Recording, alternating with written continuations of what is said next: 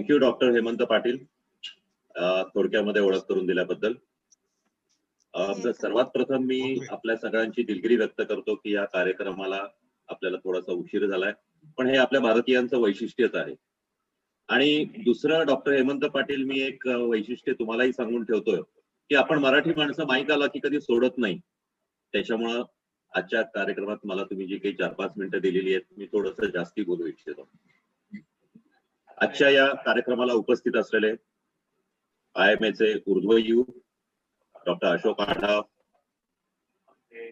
आमचे नेते आणि मार्गदर्शक डॉक्टर रवी वानखेडकर, महाराष्ट्र मेडिकल काउन्सिलचे अध्यक्ष आणि इंडियन मेडिकल असोसिएशनचे माझे स्वतःचे आणि संपूर्ण राज्याचे डॉक्टर शिवकुमार, अजून एक गुरु डॉक्टर सुहास पिंगळे, डॉक्टर धीरेन कलावादिया आणि इथं उपस्थित असलेल्या सर्व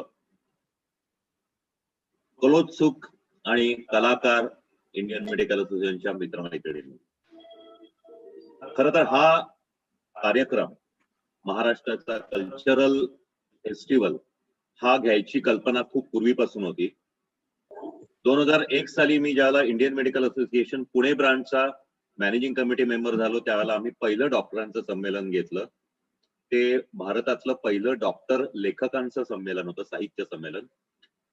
2 वर्षापूर्वी डॉक्टर रवी वानखेडकर ज्यावेळेला नॅशनल प्रेसिडेंट होते, त्यावेळेला त्यांच्याशी बोलून त्यांच्या मार्गदर्शनाखाली पुण्यामध्ये मुक्तांगण म्हणून आम्ही 1-2 दिवसाचा खूप छान फेस्टिवल केला.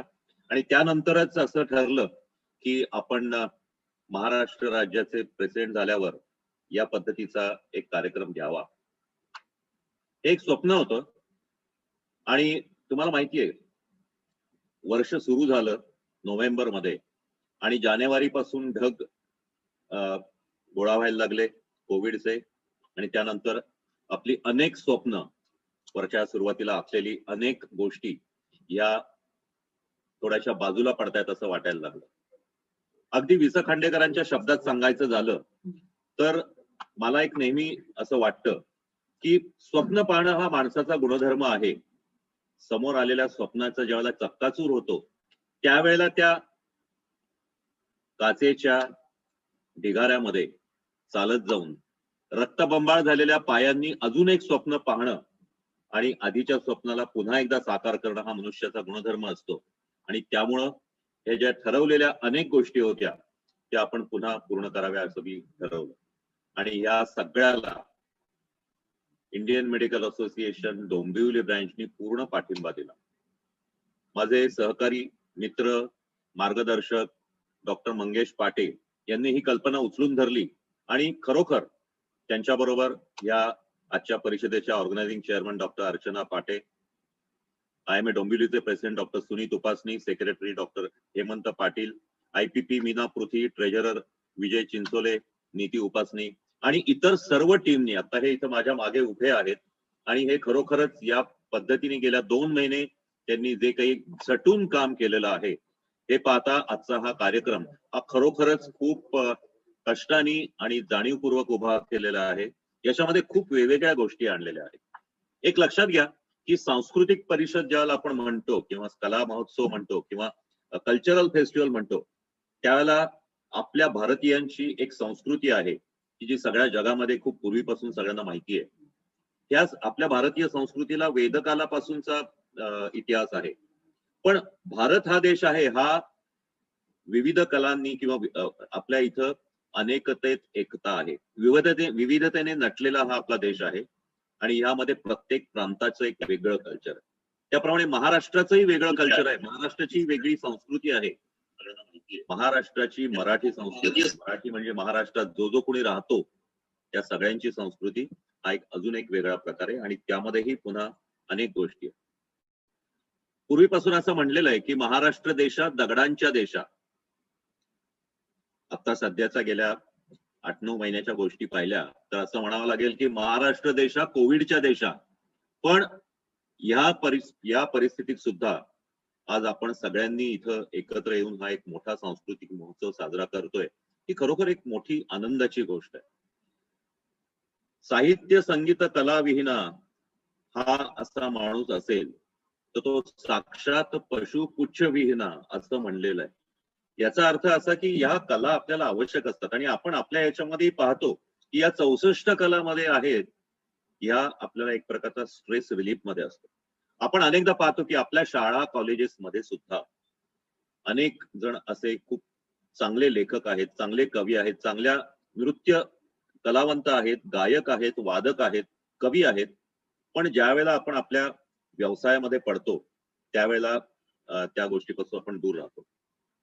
आपल्याकडे महाराष्ट्रामध्ये नाट्य क्षेत्रामध्ये खूप मोठे लोक होऊन गेले, जागतिक दर्जाचे कलाकार आपण दिलेले आहेत महाराष्ट्रातल्या डॉक्टरांनी. मोहन आगाशे, जब्बार पटेल यांनी जी काही डॉक्टर श्रीराम लागू यांनी पताका केवळ भारतभरच नव्हे तर या कलाक्षेत्राची पताका भारताच्या बाहेर सुद्धा नेलेली आहे. आणि हे सगळं आपल्या डॉक्टरांचं एक मोठं महत्वाचं एक सिक्रेट आहे की आपण सगळे क्रीम ऑफ दी सोसायटी असतो. आपल्या सगळ्यांची बुद्धिमत्ता ही अत्यंत श्रेष्ठ दर्जाची असते, पण त्याचबरोबर आपण जेव्हा व्यवसायाला वाहून घेतो त्यावेळेला अनेक गोष्टी आपण विसरतो किंवा बाजूला ठेवतो. अनेक गोष्टी आपल्याला बाजूला ठेवाव्या लागतात. त्यामुळं ह्या गोष्टी शेवटी आयुष्यात कुठेतरी एका क्षणी त्या बाहेर याव्या अशा पद्धतीने हा विचार होता आणि त्यासाठी सगळ्यांना एकत्र आणणं आणि या पद्धतीने ही सगळ्या लोकांची मोड बांधणं आणि एक चांगला सांस्कृतिक महोत्सव करणं हा एक उद्देश होता आणि तो आजच्या या कार्यक्रमातून साध्य झालाय. त्याच्यामुळे मी या सर्व टीम IMA डोंबिवलीचं मनपूर्वक अभिनंदन करतो आणि खरोखर एक सगळ्यांनी आपल्या जागेवर टाळ्या वाजवाव्यात आणि त्यांचा खरोखर अभिनंदन करावं. ही खूप महत्वाची गोष्ट आहे. वेबिनार ऑर्गनाईज करणं ही साधी गोष्ट आहे, परंतु आपण आता पाहिलंच की अनेक गोष्टीमध्ये अडचणी येतात, पण ह्या अडचणीमधून सुद्धा आपण मार्ग काढायचा असतो आणि तो आपल्या व्यवसायातून आपण शिकतच असतो की समोर पेशंट घेतल्यानंतर त्याच्यामध्ये अनेक अडचणी येतात, परंतु या अडचणींवर मात करून आपण त्या पेशंटचा जीव वाचवतो.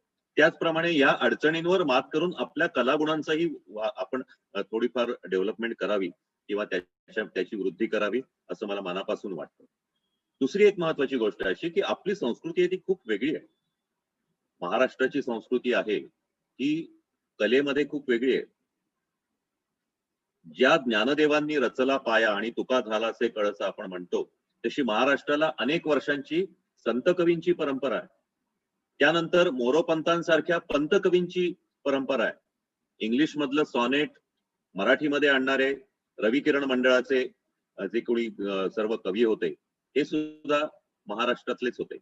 ह्या सगळ्यामधून आपण ज्या वेळेला पाहतो की अनेक गोष्टी ह्या मराठीमध्ये खूप वेगळ्या आहेत. साधी गोष्ट सांगतो की एखादा प्रणय प्रसंग असेल तर इंग्लिश मध्ये तुम्हाला खूप भडकरित्या सांगितलं जातं, पण मराठीमध्ये मालगुण टाकली पेटवून अंग अंग राजसा किती दिसात लाभला निवांत. अतिशय साध्या आणि सोप्या भाषेमध्ये हे केलेलं असतं. तुम्ही मराठीमधले अनेक लेखक पहा. सगळ्यांना माहिती असलेले काही लेखकांचं जर नाव घ्यायचं झालं तर वपू काळेंनी काय सांगितलंय माहितीये का की सुंदर तरुणी कोण? सुंदर तरुणी समोरून आली, वपू म्हणतात की समोरून एखादी छानपैकी वाऱ्याची झुळूक अंगावर यावी असं एखादी सुंदर तरुणी पाहिल्यावर वाटतं. किती समर्पक शब्दामध्ये हे केलेलं आहे. हे मराठी भाषेचं वैशिष्ट्य आहे. अजून एक कानी असं केलंय की एखादी सुंदर तरुणी समोरून गेल्यानंतर सुंदर तरुणी कोण? की जी समोरून गेली की तुम्ही मागं वळून बघता ती सुंदर तरुणी. अशा अत्यंत छोट्या आणि साध्या भाषेमध्ये मराठी भाषा ही समृद्ध झालेली आहे. अनेक गोष्टी आहेत, अनेक आपण आनंद साजरा करत असतो. वेगवेगळ्या प्रकारे आपल्या इथं लग्नाच्या समारंभात किंवा इतर समारंभामध्ये आपण आपलं कल्चरल वैशिष्ट्य सादर करत असतो. लग्नामध्ये आपण गाणी पेश करत असतो. मला माहिती आहे मी अनेक आपल्या डॉक्टर बंधू भगिनींच्या घरातल्या लग्नांना गेलेलो आहे. त्यावेळेला त्यांनी ज्या पद्धतीने गाणी म्हणलेली आहेत किंवा वादन केलेलं आहे किंवा नृत्य केलेलं आहे हेही पाहिलेलं आहे. आपल्या कॉन्फरन्सेसला सुद्धा ज्या वेळेला एखादं आपला कार्यक्रम संपल्यानंतर जो कार्यक्रम असतो त्याला गाणी वगैरे लागतात. त्यामध्ये सुद्धा बँकवेमध्ये शेवटी जो काही छानपैकी नृत्याचा जल्लोष होतो तो पाहिल्यावरही आपल्याला नक्की वाटतं की हे कुठंतरी सगळं एकत्र आणलं पाहिजे. आपल्या संस्कृतीमध्ये हे गायन वादन खूपच रुजलेलं आहे. अगदी कोळी गीतामध्ये सांगायचं झालं ना तर किती छान सांगतात, या गोदांड्यावर ना बोलते नवरा कुणाचा येतो, या गोदांड्यावर ना बोलते नवरा कुणाचा येतो, त्याच्या करवल्या गो करवल्या नाजूक साजूक, त्याच्या करवल्या गो करवल्या नाजूक साजूक, त्या नेसल्या गो नेसल्या पैठणी साऱ्या, त्यांच्या केसामंदी त्यांच्या पायामंदी काय ऋण झुण त्या चालती कशा चालती ठुमकत ठुमकत. या तर सांगायचा मुद्दा असा, मी माझ्या गाण्याचं फारसं तुम्हाला हे देत नाही, पण महाराष्ट्रामध्ये कला ही घरोघरी मुरलेली आहे. ही कला आपली बाहेर यायला पाहिजे. आपल्या सर्व आपण डॉक्टर्स हे आता या सगळ्या परिस्थितीमध्ये गांजलेलो आहोत आणि खरोखर आज परिस्थिती अशी आहे की अतिशय कडक शब्दामध्ये आपल्याला सांगितलं पाहिजे. कित्येकदा असं वाटतं की ज्या वेळेला सरकार आपल्यावर धावून येतं किंवा हे वेगवेगळे जे काही आपल्याला कायदे केलेले आहेत आणि आपल्याला त्रास होतोय, त्यावेळेला मला असं कविता आठवते की खबरदार जर टाच मारुनी जाल पुढे चिंधड्या, उडवीन राई राई एवढ्या. नाही, पण प्रत्यक्षामध्ये मात्र नमस्कार साहेब, आपलं असं चुकलंय, असं आपण करतोय. त्याच्यामुळं आज महाराष्ट्रातल्या डॉक्टरांनी या मार्च महिन्यापासून गेल्या 6 महिन्यामध्ये 7 महिन्यामध्ये 8 महिन्यामध्ये जे काही काम केलंय त्याला तोड नाही. आज आपण सगळ्यांनी खूप जीव तोडून काम केलंय. प्रत्येक IMAच्या मेंबरनी आपलं तन मन आणि धन अर्पून आज महाराष्ट्रातल्या सर्व पेशंटची सेवा केलेली आहे. कोविडमध्ये महाराष्ट्रातल्या डॉक्टरांचे, खाजगी डॉक्टरांची आणि त्यातही IMAच्या डॉक्टरांचं जे आहे, ही गोष्ट हे आपण सगळे विसरून चालणार नाही. आपलं जे योगदान आहे ते खूप मोठं आहे. आज आपल्यातल्या 61 जणांनी आपले प्राण गमावलेले आहेत आणि ह्या सगळ्यांना आपण साक्षी ठेवून आजचा हा जो प्रसंग आहे हा नक्कीच एका चांगल्या पार्श्वभूमीवर साजरा करायचा आहे. अनेक गोष्टी भोगल्यात आपण, पण त्यामधून थोडस बाहेर पडण्यासाठी आज सरकारही सांगते की कोरोना कंट्रोल मध्ये आलाय. आमचा इस्त्रीवाला सांगतो की साहब मैं मास्क क्यों पहनू, कोरोना तो गया. परिस्थिती काही असली तरी आज कोरोनाची किंवा कोविडची पॅन्डेमिक जाहीर होण्यापूर्वीपासून इंडियन मेडिकल असोसिएशन महाराष्ट्राच्या प्रत्येक डॉक्टरनी लोकांमध्ये जनजागृती केली. ज्या वेळेला समोर काही गोष्टी आल्या, ज्या वेळेला सरकारी दवाखाने कमी पडत होते त्यावेळेला आम्ही आमचे दवाखाने दिले. ज्या वेळेला सरकारी डॉक्टर कमी होते त्यावेळेला आपल्यातल्या अनेक जणांनी पुढे छातीची ढाल करून त्या पेशंटची सेवा केलेली आहे. या सगळ्या गोष्टी आपल्याला कोणी मान्य करत नाही, पण आपल्यामध्येच आपण ह्या मान्य करायच्या आणि त्याच्यामुळं हा एक प्रकारचा, जसा आपण 1 जुलैला आत्मसन्मान दिवस साजरा केला त्याप्रमाणे या सगळ्या गोष्टी मनामध्ये मागं ठेवून आपल्या मनामध्ये जरी दुःख असलं तरी चेहऱ्यावर हसू आणून आणि एक चांगल्या आनंदाच्या ह्याच्यामध्ये आपण हा आजचा आनंदोत्सव, हा जो आपला कल्चरल फेस्टिवल आहे नवरंग, हा साजरा करू. माझे सर्वांना पुन्हा पुन्हा धन्यवाद. आपण खूप मोठ्या पद्धतीने हा साजरा करताय. इंडियन मेडिकल असोसिएशन डोंबिवलीचे विशेष अभिनंदन. आणि त्याचबरोबर महाराष्ट्रातल्या कानाकोपऱ्यातून मला डॉक्टर मीना पृथ्वींनी ह्या आता आपल्या याच्यामध्ये ज्या एसेज आहेत, म्हणजे जे निबंध आहेत, त्याचप्रमाणे एक कवितांची पण एक स्पर्धा घेतली होती, महाराष्ट्राच्या कानाकोपऱ्यातून आले होते. मी ते बारकाईने वाचलं त्यावेळेला माझ्या असं लक्षात आलं की अनेक खरोखर गोष्टी या आपल्याला चांगल्या पद्धतीने लिहिता येतात. त्याच्यामुळे सर्व लोकांना एक मला सांगायचंय की या महोत्सवातून, या नवरंग मधून, या सांस्कृतिक महोत्सवातून आपण काय शिकायचंय, तर मनामध्ये जे आहे ते लिहितं करा. आपल्या डॉक्टरांसारखे जे अनुभव आहेत ते कुणालाही येत नाही. बाकीचे लेखक जे असतात ते कुठेतरी कीहोल एक्सपिरियन्स असतो त्यांना, ज्याप्रमाणे एखाद्या माणसाच्या घरामध्ये त्याच्या कीहोल मधून पाहिल्यानंतर आज चाललेलं ते आहे. पण आपण इथं जीवनापासून, बाळ जन्माला येतं तेव्हापासून किंवा त्याच्या आधीपासून माणूस मरेपर्यंत त्याच्या सर्व व्याधी, त्याच्या कुटुंबांचे त्याच्याबरोबरच प्रश्न, त्याचे आर्थिक प्रश्न, सामाजिक प्रश्न, सगळ्या गोष्टींचे आपण साक्षी असतो. या गोष्टी लिहून ठेवा, या गोष्टी प्रगट करा मग त्या काव्यातून करा, नाटकातून करा किंवा लेखातून करा किंवा कथा कादंबऱ्यातून करा, पण करा. मी एक असं माझे उत्तराधिकारी डॉक्टर RS लोंढे यांना विचारून एक गोष्ट मी जाहीर करू इच्छितो की आपण या सांस्कृतिक महोत्सवामध्ये दरवर्षी आपण हे करत राहू. पण माझी स्वतःची इच्छा अशी आहे की आपल्या इंडियन मेडिकल असोसिएशन महाराष्ट्र राज्याचं एक सांस्कृतिक व्यासपीठ असावं.